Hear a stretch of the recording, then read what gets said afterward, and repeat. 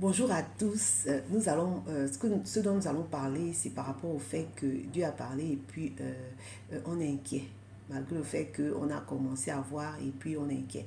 Voilà, Dieu m'a dit des choses et puis j'ai commencé à voir et j'ai vu comment toutes les circonstances sont rentrées pour que cette chose-là je commence à voir.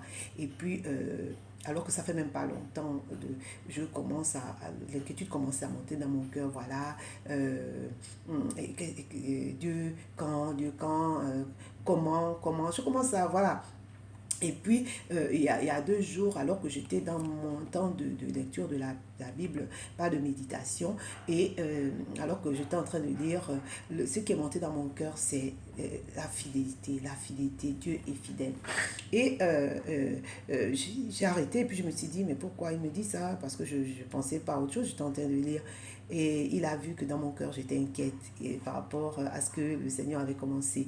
Et et puis soudainement comme ça, je me suis mis à chanter, à louer Dieu, toutes les chansons en rapport avec sa fidélité, et je suis allée voir des versets concernant la fidélité de Dieu et tout dans ses promesses, voilà. Et vraiment, ça m'a beaucoup rassurée. Ça m'a beaucoup rassurée. Et pourquoi je fais ce post, vous savez, c'est monté.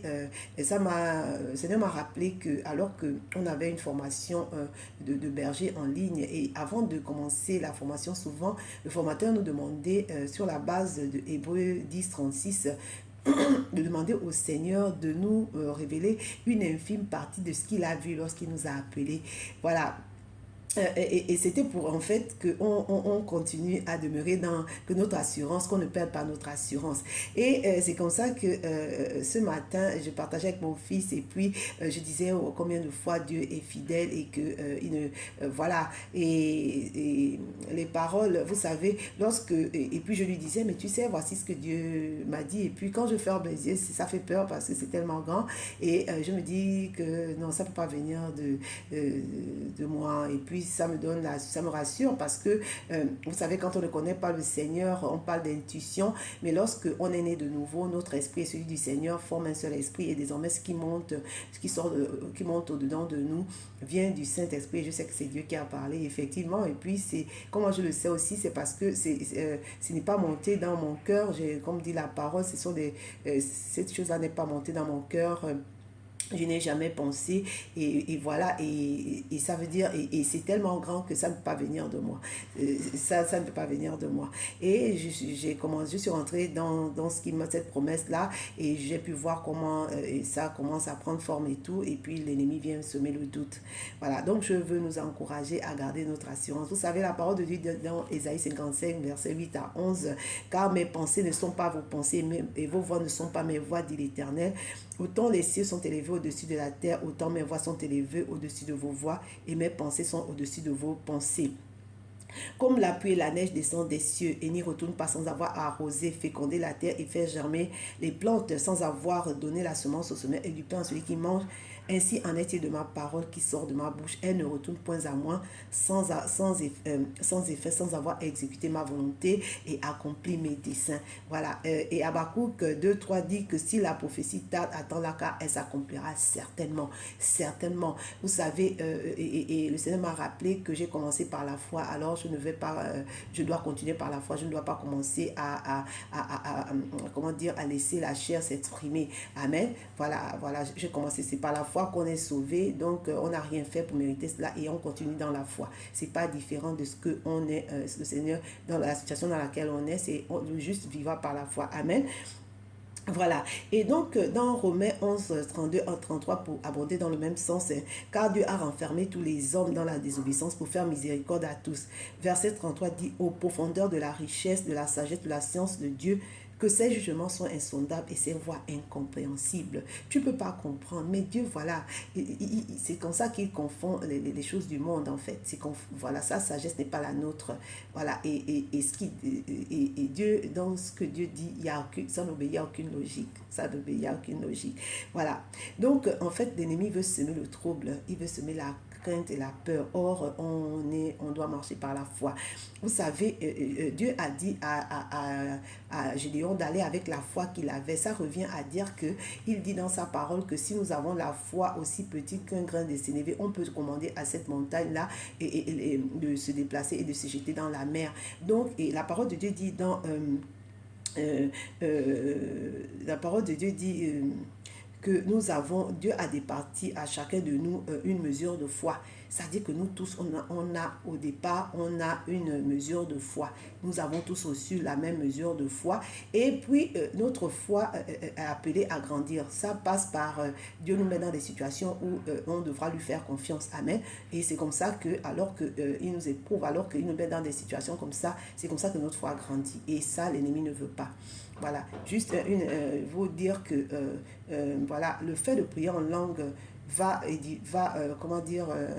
vous faire augmenter la foi, parce que prier sans comprendre ce qu'on dit et avoir l'assurance que Dieu nous écoute et que nous prions selon sa volonté, c'est vraiment faire preuve de foi. Et l'ennemi le sait, il va vous dire que ce que vous dites n'est pas logique. Oui, mais c'est pas logique parce que de toute façon votre intelligence n'intervient pas. On dit que lorsqu'on prie en langue, on dit des mystères au Seigneur, et puis l'ennemi n'entend rien. Et donc, ça le dérange. Voilà, je vous encourage à vraiment cultiver cette habitude-là de prier en langue. Chaque jour, prier en langue. Et c'est comme ça aussi que le Seigneur nous révèle des choses cachées. Amen. Voilà. Vous savez, lorsque on doute, c'est-à-dire ça produit l'inquiétude. Et la parole de Dieu dit dans Proverbe 12:5, l'inquiétude dans le cœur de l'homme là-bas. Et Proverbe 24 dit, si tu faiblis au jour de la détresse, ta force n'est que détresse. Ne laissons pas l'inquiétude nous envahir. Continuons à marcher dans la foi. C'est-à-dire que la parole de Dieu dit, ne vous inquiétez pas du lendemain, car le lendemain prendra soin de lui-même. À chaque jour suffit sa peine. Je vous assure que quand il m'arrive d'oublier ça et que je réalise que en fait je veux faire les choses par moi-même, et je vois que ça me fatigue et je vois comment ça me frustre parce que je n'y arrive pas. C'est normal, ce que Dieu t'a demandé vient de lui, c'est divin, ce n'est pas humain. Donc de la même façon, tu as commencé par la foi, demeure dans la foi. Amen. Voilà. La parole de Dieu dit, il nous dit comme il a dit à Josué, hein, il dit, ne t'ai-je pas donné cet ordre, fortifie-toi et prends courage, ne t'effraie point, ne t'épouvante pas, point, car l'Éternel est avec toi dans tout ce que tu entreprendras. Dieu a commencé cette belle œuvre, Dieu a parlé et tu as commencé même à voir la manifestation de ce qu'il a dit. Mais continue à être dans la foi, refuse l'inquiétude, Amen, refuse l'inquiétude. Voilà, la parole de Dieu dit dans Hébreux 10:36, car vous avez besoin de persévérance, persévérance, afin qu'après avoir accompli la volonté de Dieu, vous obteniez ce qui vous est promis. Il faut persévérer, il faut croire que, voilà, c'est par la foi qu'on est rentré dans cette promesse-là, et c'est tout continuellement, c'est toujours par la foi qu'on va voir ce qu'il a dit s'accomplir. Amen. Et Hébreux 6:12 dit, en sorte que vous ne vous relâchez point et que vous imitez ceux qui par la foi et la persévérance héritent des promesses. Amen. Les promesses de Dieu sont oui et amen. Et la parole de Dieu dit que sa renommée s'est accrue par l'accomplissement de ses promesses. Dieu n'a pas changé. Continuons à être dans la foi. Amen.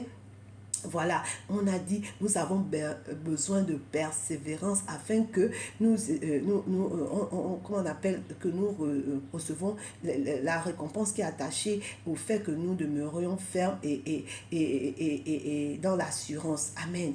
Moi, je voulais vous partager ça et voilà, et juste dire que vous savez, quand vous priez en général, hein, et que alors que vous êtes en train de prier et que une louange montre ou bien que la joie monte, c'est que Dieu a véritablement entendu vos prières. Demeurez dans la foi. Dieu n'est pas un homme pour mentir et sa fidélité est éprouvée. Alors, je vous dis au revoir et à très vite. Merci.